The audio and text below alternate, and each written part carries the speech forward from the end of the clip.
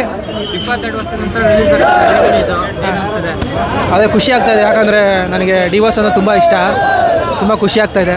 ಬೇರೆ ಸ್ಟೇಟಾಗಿ ನೀವು D ಬಾಸ್ಗೆ support ಮಾಡ್ತಿದ್ದೀರಿ, ಯಾಕೆ ಅಂದರೆ ಡಿ ಬಾಸ್ ಫ್ಯಾನ್ಸ್ ಅವರು ತುಂಬ ಸಪೋರ್ಟ್ ಮಾಡಿದ್ದಾರೆ, ಸೊ ಅದಕ್ಕೆ ಅವರಂದ್ರೆ ಇಷ್ಟ.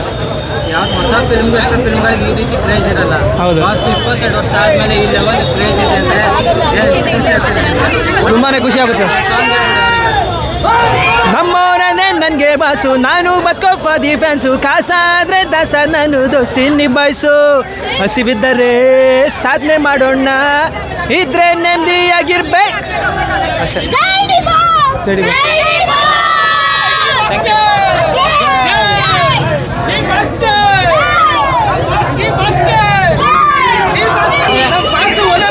ಬ್ರೋ, ಒಂದು ಸಲ ಜನರು ನೋಡಿ, ಇದು ರಿಲೀಸ್ ಅಲ್ಲ, ರೀ ರಿಲೀಸ್ಗೆ ಈ ತರ ಜನ ಬಂದವ್ರು ಅಂದ್ರೆ ಬಾಸ್ ಆಚೆ ಬಂದು ಮೂವಿ ಮಾಡಿದ್ರೆ ಮತ್ತೆ ಬಂದ್ರೆ ಇಡೀ ದೇಶನೇ ನಡುಗುತ್ತೆ.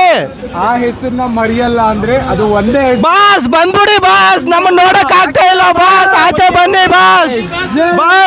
ಈ ಸಲ ಎಲೆಕ್ಷನ್ ಬಂದು ನಿಂತ್ಕೋಬೇಕು, CM ಮಾಡಿಸ್ತೇವೆ. ನನಗೇನಾದ್ರೂ ಅವಕಾಶ ಇದ್ರೆ ಈ ಚರ್ಮ ತೆಗೆದು ನಿಮ್ ಚಪ್ಪಲಿ ಹೊಲಿಸ್ತೀನಿ ಬಾಸ್. ನನ್ನ ಚರ್ಮದಿಂದಾನೇ ಓಡಾಡ್ಬೇಕು ಬಾಸ್.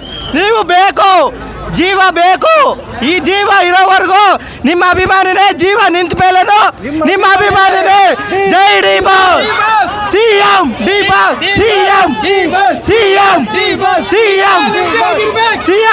ಇದ್ರೆ ನೆಮ್ಮದಿಯಾಗಿರ್ಬೇಕು, ಸತ್ರು ನೆಮ್ಮದಿಯಾಗಿ ಸೈಬೇಕು, ಬದುಕಿದ್ರೆ ನೆಮ್ಮದಿಯಾಗಿ ಬದುಕಬೇಕು. ಯಾವತ್ತು ಡಿ ಬಾಸ್ ಕಂಡ್ರೆ ನಮ್ಮ ಬಾಸ್ ₹1 ಕೊಟ್ಟರೆ ನಮ್ಮ ಅಭಿಮಾನಿಗಳು ಪುಸ್ತಕ ಬಂದ್ಬಿಡ್ತೀವಿ. ನಮ್ಮ ಬಾಸು ನೆಕ್ಸ್ಟ್ ಸತಿಗೆ ಅವರ CM.